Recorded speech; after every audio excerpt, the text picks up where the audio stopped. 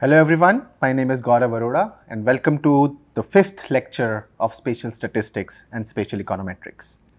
In this lecture, we will move on to the formal components of spatial statistical modeling. I want to begin with articulating the role of spatial statistics.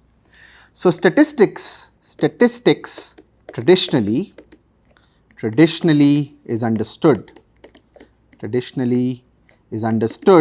to be a science of uncertainty or disorder. So we view the world, the physical world, the social world, the natural world, whichever you are interested in.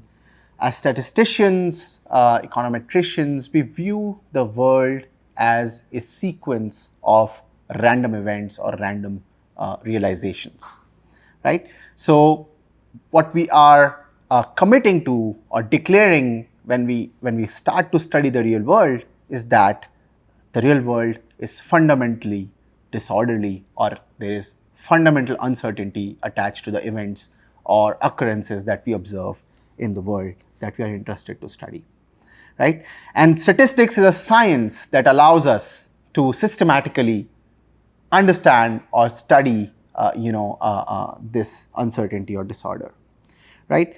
So what statistics does is that it characterizes or models order in disorder.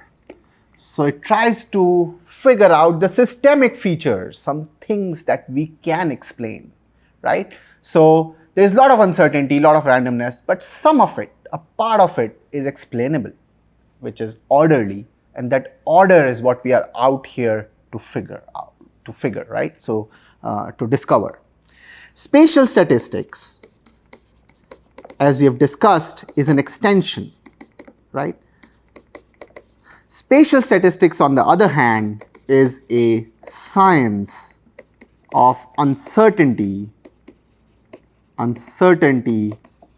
of spatial nature. Okay? As we had said earlier, that spatial statistics will add this dimension of location or where to the statistics that we understand on the intensity of events, the count of events, the frequency of events, and so on and so forth. So we are not only going to stop at learning what and how, we are also going to start learning the systemic features of where in space are these uncertain events happening. So obviously, through that extension, we can say that spatial statistics will characterize order and disorder through space, right? Through space means it will explicitly account for space. Okay, so this is a fundamental difference between what statistics is understood to be doing traditionally. If some of you are coming from the statistics background, you would have understood the first component. The second component is something that you will learn as a fresh understanding of the spatial nature, or exploiting space to figure out systemic features of a disorderly world. Those of you who do not come from statistics background, we will provide you a basic understanding of how traditional statistics and spatial statistics will differ technically in a little bit, right? So usually the first step in spatial analysis is to measure spatial disorder, right? So measuring this spatial disorder would mean that you are somehow trying to measure variation or the type, the variety of, locational features or spatial features I can describe in the data. So the tools that are available to us are variance, which is quite natural to understand. The second tool is called as the interquartile range. If you have not heard of it, don't worry, we will come back and explain it in a bit. The third is called as entropy.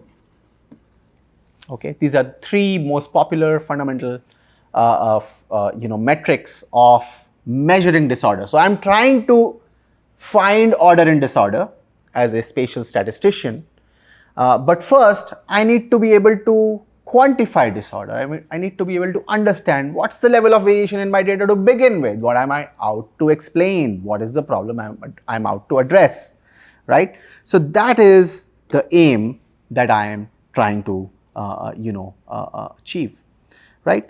So variance and interquartile ranges, these are popularly used or extensively sort of applied or employed by statisticians, econometricians, and so on, and biostatisticians, and so on and so forth.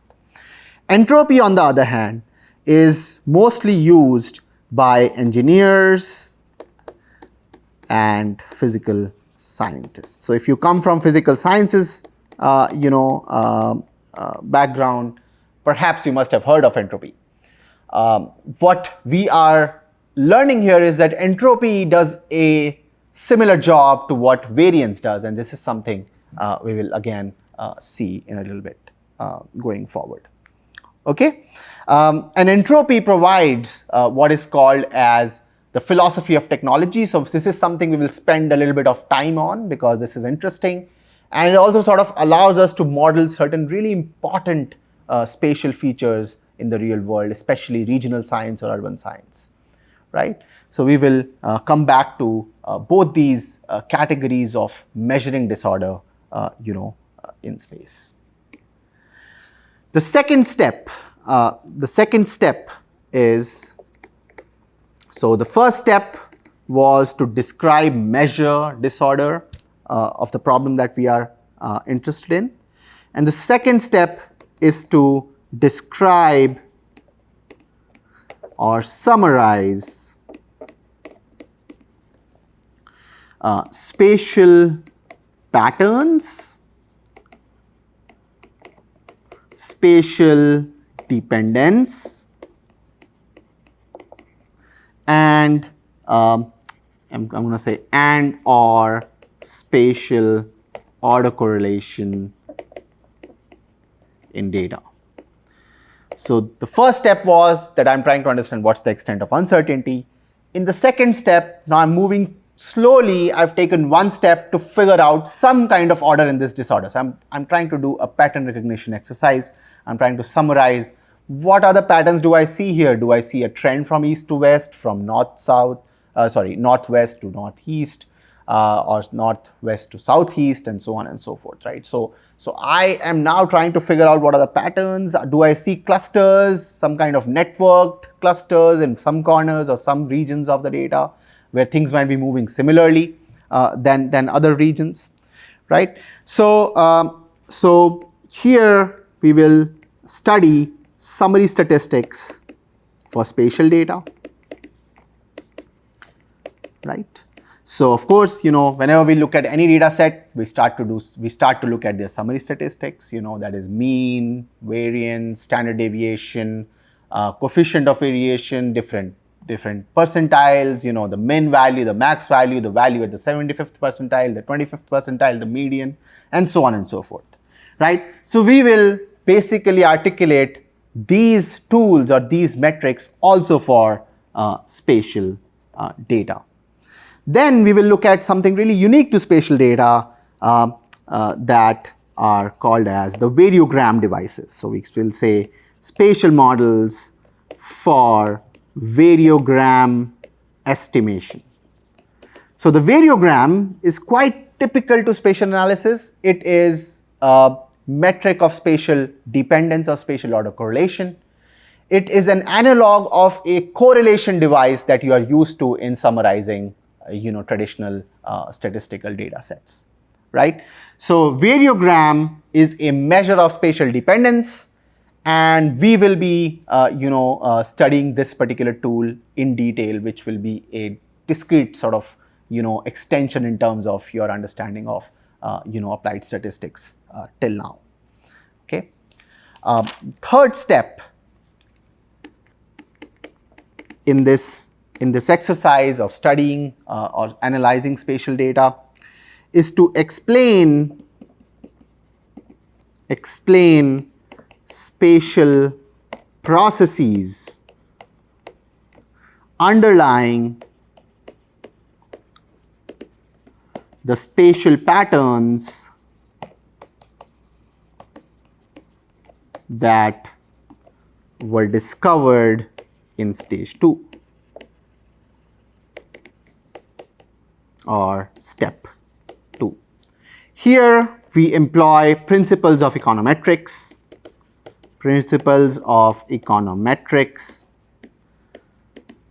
and we traverse the journey of correlation to causation, and we go from how to what to where to now why. Why do we see what we see in space?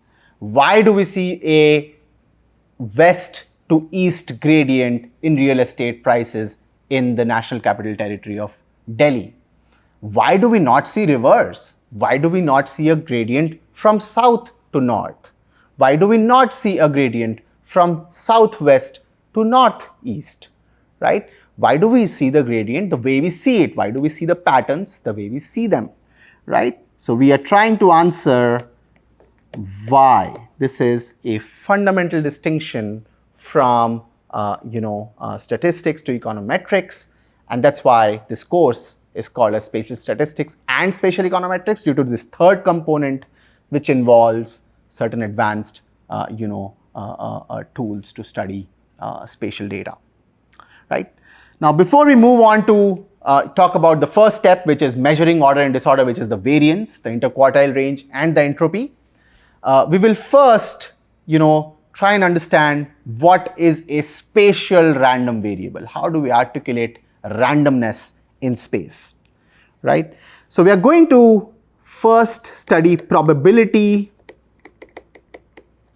distribution functions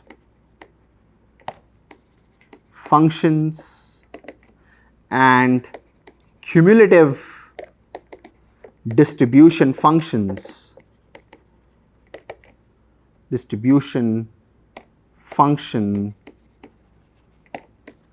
in spatial domains, or you can say as a function of location. How does the idea of a PDF or a CDF, which are very primitive, I expect that most of you would understand what a PDF or a CDF is. If you don't, that's fine. I mean, you can go back and study. These are basic probability and statistics, entities that you can find in any, basic undergraduate course of probability and statistics, right? So let's make a distinction. Let's start with making a distinction between traditional statistics. So we will, on the left hand side, we will articulate what happens in traditional stats, and on the right hand side, I will articulate what happens in spatial stats. So in traditional statistics, we are used to starting with a random variable. So say you have a random variable x, which is distributed with probability distribution function f of x, right? And you have a realization of x, which we denote as small x, which is a realization of x, random variable x. So when I say that x has a probability distribution function, x follows a probability distribution function, what I'm really saying is that x can take a range of values. It can take multiple values with different probabilities, okay, or different frequencies. So how do we understand that? Well, we can plot on the x-axis, we can plot the random variable x. All the different values on x-axis are the possibilities that x can take, on the real number line, which is on the positive side of the real number line as I have drawn it. Although we don't have to respect that restriction all the time, right? On the y-axis, I have what is called as the frequency of observing different values of, possible values of this capital variable x, right? So you can imagine a histogram, right? So histogram gives you a frequency of different values on the x-axis. What will be the frequency of smaller values, values of this random variable x? What would be the density of very large values of x, and then what would be the density of some values in between? But whatever we do, we are sort of used to looking at a function which looks as nice as a bell curve, which tells me that there is very low density with which, or frequency with which I'm going to observe the extreme low values, the extreme high values, and there's going to be quite a high density with which I expect to observe the middle values or the intermediate values of x, right? This is not necessarily the only way we can describe a probability distribution function of x, right? We can also define or describe the PDF of x as highly skewed as on your screens, which basically says that there is very high frequency of low values of x, and as we go on to the higher values, the frequency declines pretty fast and becomes almost near to zero pretty quickly, right? This is a different shape. This is a different description of of the frequency distribution of x. But what is common is that x can take multiple values, a range of values, and to each value is attached a probability distribution function. Okay, so that's the idea of a random variable. And if we want to understand what is a realization, so where would this small x would be? Well, it would be some value on this x-axis that we have written down. So this particular realization that would have happened with this level of frequency that I'm marking on the y-axis, f of small x, is a realization of x, which we usually get to observe in the real world. So what we get to see is the realization. What we want to understand is the probability distribution. So that's the complex pathway that we want to traverse, and hence we want to sort of employ certain tools of statistics. Okay. What happens in case of spatial statistics? So first of all, because there is this locational understanding, the first thing that is going to happen is I'm going to have a location appended to each entity that I am describing in this random universe, right? So x, which is a random variable, it is defined with an index u, which is a location in space.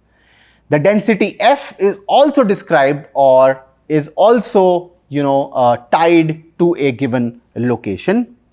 And then the realization that I'm talking about is also tied to a given location, right? But in case of spatial statistics, instead of random variables, we are usually working with what are called as random functions. So how is a random function different from a random variable?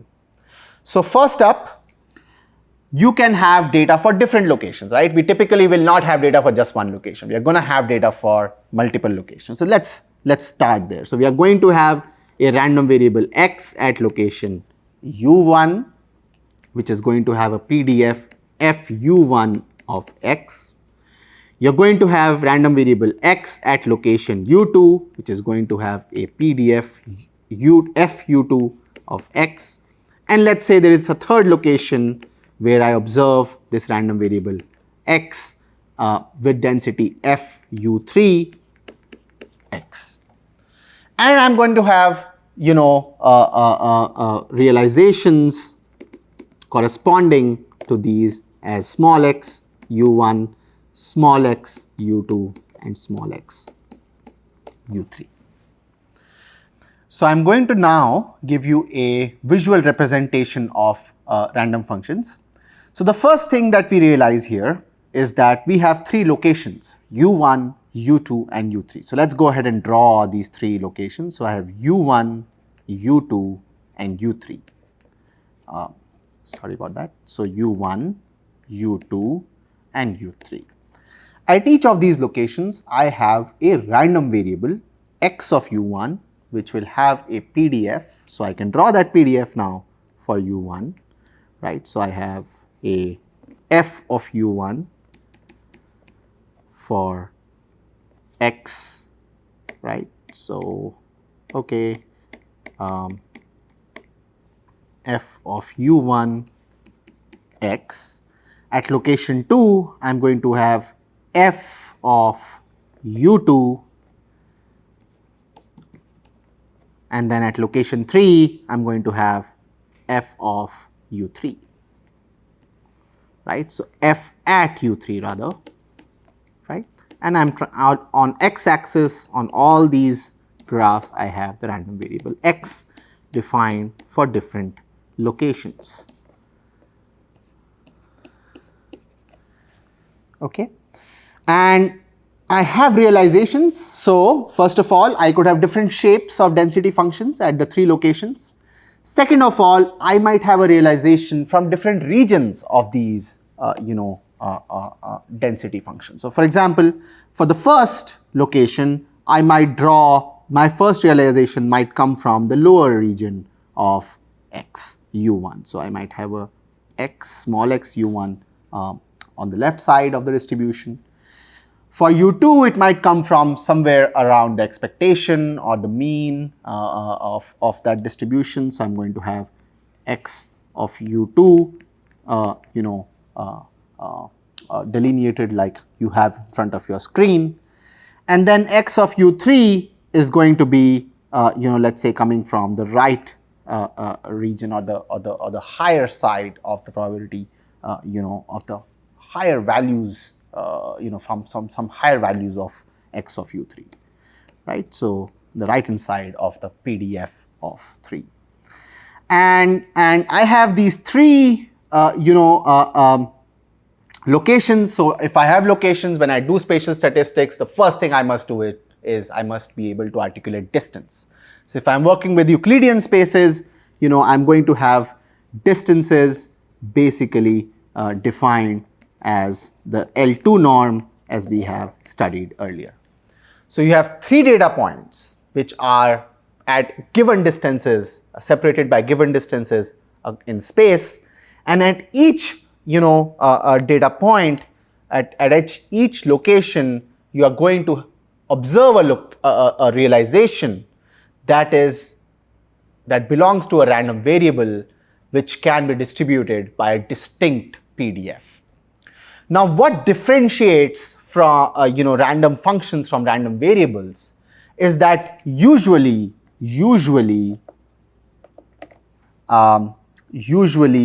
we have the x u1, x u2, and x u3 as jointly distributed. Okay.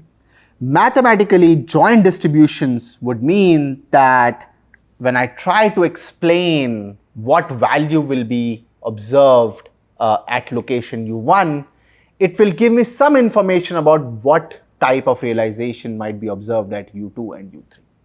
Okay, so there is a jointness in the way these three values are realized. So if you think about the example of groundwater levels, right? We have groundwater, sitting beneath the surface of the earth. We have dug 3 wells at U1, U2, U3. When I look at the value of the depth of groundwater at a location, that is connected with the groundwater depth at location at another location, say location 2. Why? Because water is connected beneath the ground. There is continuity, jointness in the way water levels are going to be evolving beneath the surface in 3 points which are in proximity, in reasonable proximity over a region. Right? So there is going to be this, we are going to be able to write a joint CDF, right? We are going to be able to say F, which has components as locations U1, U2 and U3 jointly understood, in a way that when I realize x, small x of U1 at location 1, small x of U2 at location 2 and small x of U3 at location 3, I can write this as the probability measure. The probability measure that is jointly determined for locations 1, 2 and 3 such that the probability that capital X U1 is less than small x, that is the realization at location 1.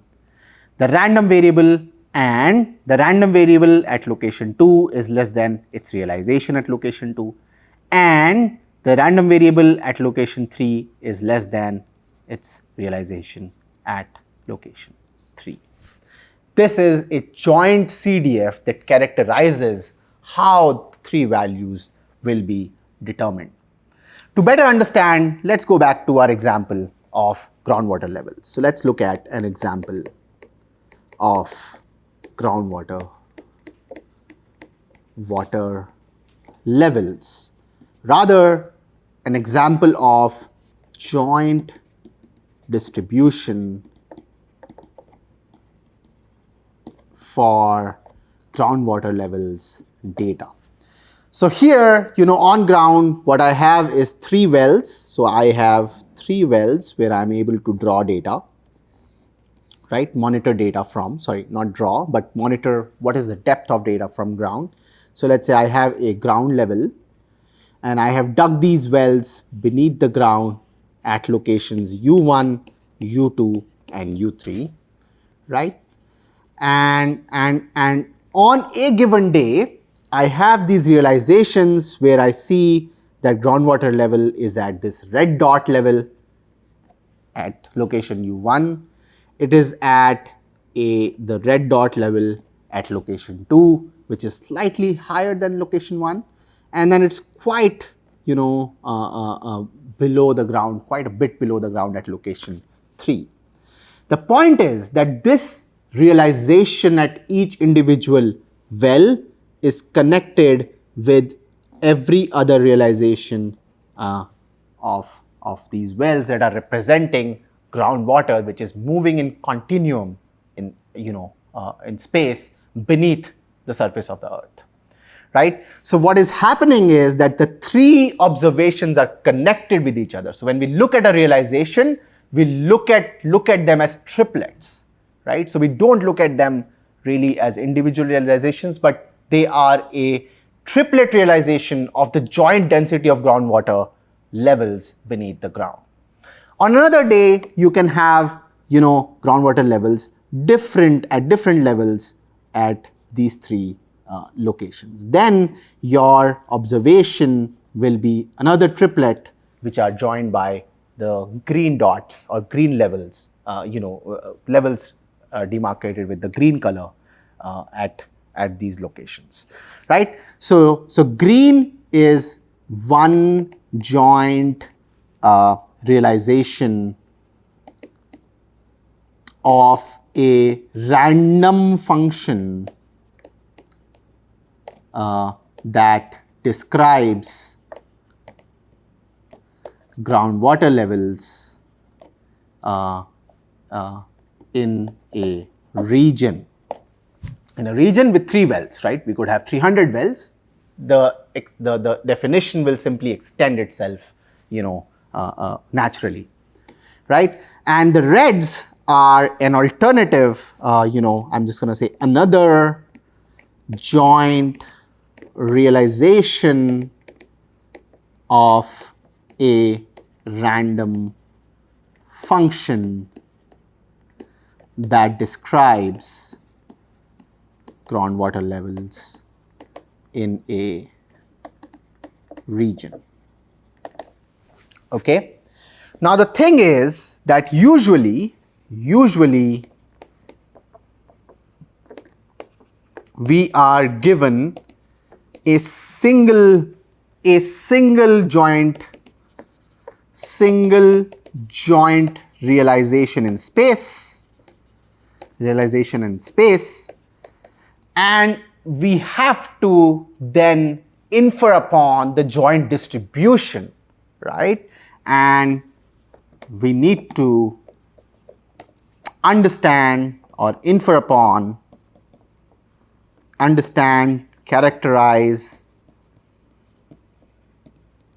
or infer upon the joint CDF that explains,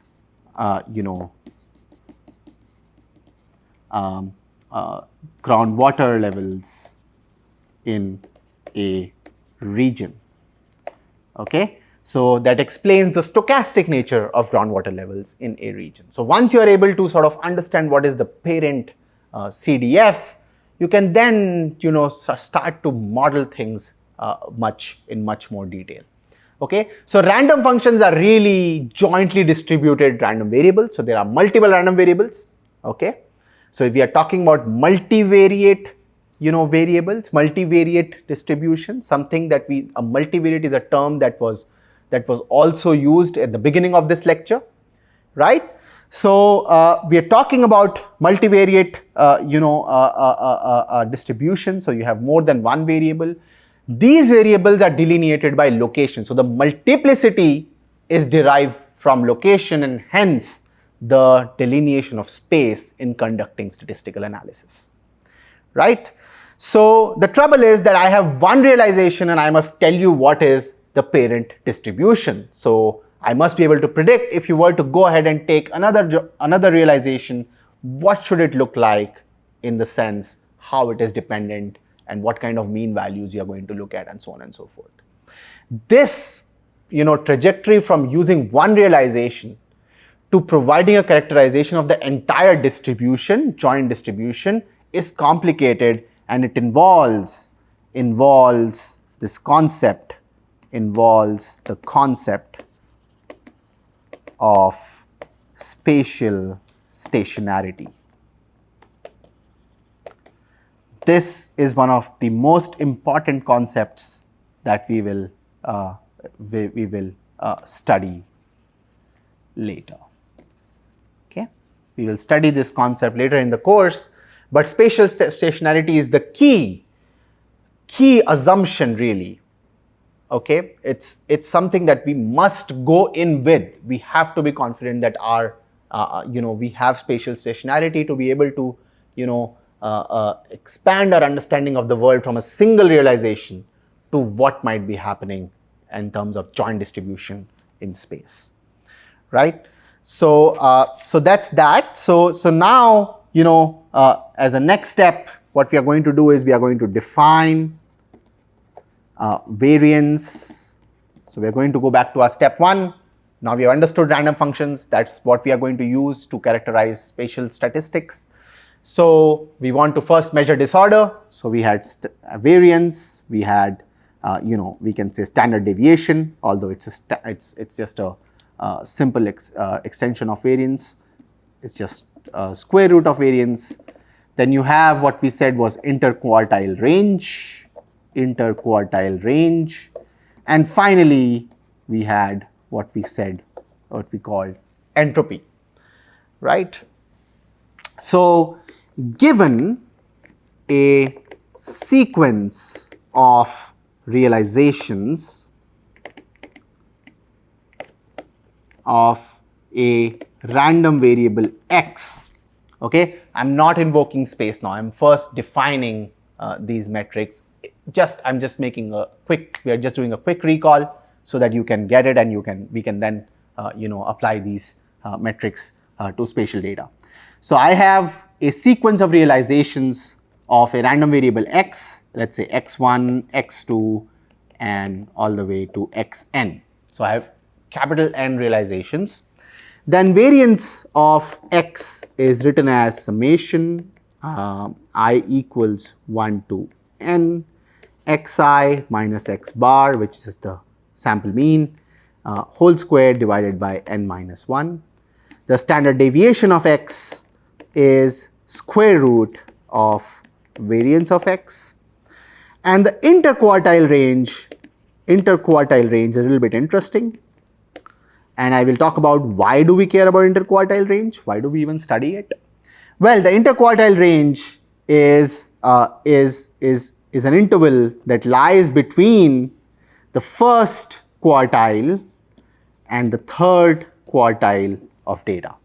So what you do is you order your data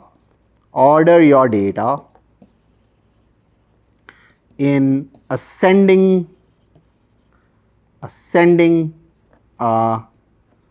sorry about that, just okay, in ascending order. Okay, so you organize your data in ascending order of values, right? So organize your data, right? So let's say you have a lucky situation. Let's say we have x1 is less than x2 is less than x3 and less than x4 and so on. So the data are already ordered as presented in the sequence, and once you have the data organized in that way, you can go to the 25th percentile. That is 25% of the data, 1/4 of data values are smaller than that particular value. Let's say that value is x 25, right? And that's called the first quartile. The third quartile, which is the 75th percentile, which basically means 75% of my data values are smaller than this particular value. Let's say the third quartile is x 75. Then the interquartile range is between x 25 and x 75. Formally, IQR can be written as the inverse of CDF at 25th percentile and inverse of CDF at 0.75 percentile with closed bounds. So that's that for this lecture. In the next lecture, we will study entropy, right? We will study entropy. We will see why do we need entropy. We have the variance, we have the standard deviation, we have interquartile range. Why do we need entropy, right? So we will go over entropy in more formal sense, and then finally, how does it help us understand spatial data, right? And now I want to spend a couple of minutes just solving the class exercise that we opened up in the previous lecture. So I had given you 3 situations and I had asked you what kind of spatial data model would be most appropriate in those situations. So let's go right to that and spend a couple of minutes, understand that, and end this lecture today. So here we are. This is the exercise from previous lecture, towards the end of previous lecture, where I had given you a little exercise where I wanted you to identify the appropriate spatial data model for following variables. Remember, we have 3 models. We have the geostatistical model. Sorry about that. Okay. We have the geostatistical model, geostatistical data. We have the lattice data, which are more coarse administrative boundaries, remember? And finally, we have the point patterns data, where the points themselves are random variables. So quite clearly, the first one is different wells with coordinates in a domain, right? So there are 10 wells, 1, 2, 3, 4, 5, 6, 7, 8, 9, 10, right? So I have 10 wells, they are going to be in a domain, and I am observing certain groundwater level depth. Now, of course, groundwater is going to be everywhere. I'm only able to dig 10 wells and observe values at those wells.